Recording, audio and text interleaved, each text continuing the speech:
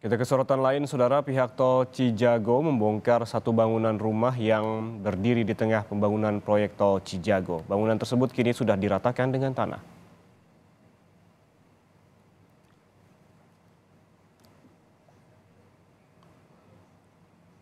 Tanah dan bangunan seluas 190 meter yang sebelumnya berada di tengah proyek pembangunan Tol Cinere-Jagorawi, Limo, Depok, Jawa Barat, kini telah rata dengan tanah.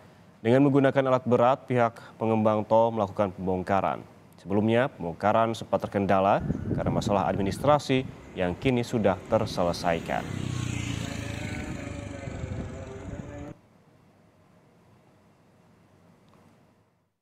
Pembongkaran karena hari ini tadi sudah berkumpul juga para ahli waris dan semua yang terlibat, dan hari ini juga sudah dilakukan pembayaran, sehingga pemutusan hubungan hukumnya juga sudah dilakukan, dan surat pernyataan juga dari para ahli waris dan semua yang terlibat di sana. Masyarakat tadi tidak keberatan bahwa rumah tersebut akan dilakukan pembongkaran pada hari ini.